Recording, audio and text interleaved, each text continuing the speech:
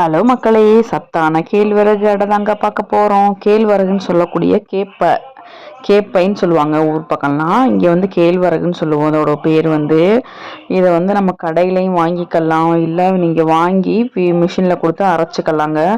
1 kilo வாங்கிட்டு நல்லா வெயிலில் காய வச்சுட்டு சுத்தம் பண்ணிவிட்டு மிஷினில் கொடுத்து அரைச்சி மாவை ரெடி பண்ணிக்கலாம்.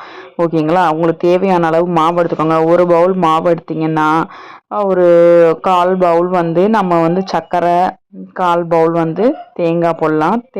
உப்பு வந்து நம்ம சர்க்கரை மேஜராக போடுறதுனால உப்பு வந்து ரொம்ப அதுக்கு ஃபுல்லாக தேவையில்லை. கொஞ்சம் ஒரு பிஞ்ச் அளவுக்கு, இல்லை ஒரு 1/2 ஸ்பூன் அந்த மாதிரி கொஞ்சமாக போட்டுக்கிட்டிங்கன்னா அந்த ஸ்வீட்னஸ் வந்து எடுத்து கொடுக்கும். ஓகேங்களா?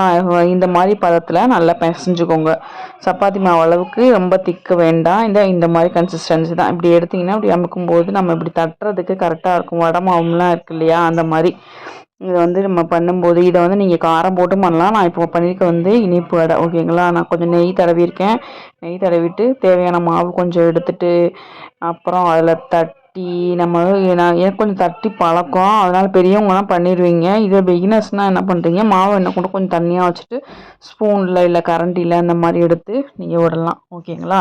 இந்த மாதிரி விட்டுட்டு நல்லா வேகாமல் மட்டும் எடுத்துடாதீங்க, ஏன்னா அந்த வயிறுக்கு கெடுத்து விட்றோம். அதான் லூஸ் மோஷன் அது மாதிரி ஆயிரும் ஒழுங்காக வேகலைன்னா. ஆனால் அது நல்லா வெந்துருச்சு அப்படின்னா ரொம்பவே டேஸ்ட்டாக இருக்கும். அதனால் வேக வச்சு நல்லா சாப்பிடுங்க. இப்போ நான் வந்து கொஞ்சம் நெய் விட்ருக்கேன், மேலாப்பில் நெய் விட்டு இதை திருப்பி போட்டிருக்கேன். ஓகேங்களா?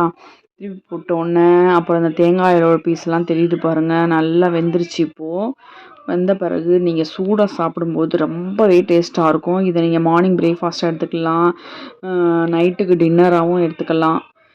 சூப்பராக இருக்குங்க.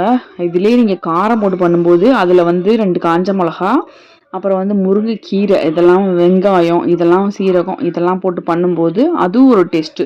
இது வந்து பசங்களுக்கு இது நல்லா விரும்பி சாப்பிடுங்க. இதில் மிளகா இல்லை எதுவும் இல்லையா, பசங்க நல்லா விரும்பி சாப்பிடுவாங்க. நம்மளோட சேனலில் பார்த்ததுக்கு ரொம்பவே தேங்க்ஸுங்க. சப்போர்ட் பண்ணி சப்ஸ்கிரைப் பண்ணுங்கள் மக்களே. வீடியோ பிடிச்சிருந்தா யூஸ்ஃபுல்லாக இருந்துச்சுன்னு ஃபீல் பண்ணிங்கன்னா லைக் பண்ணுங்கள். Thank you so much. லவ் யூங்க. தேங்க்யூங்க.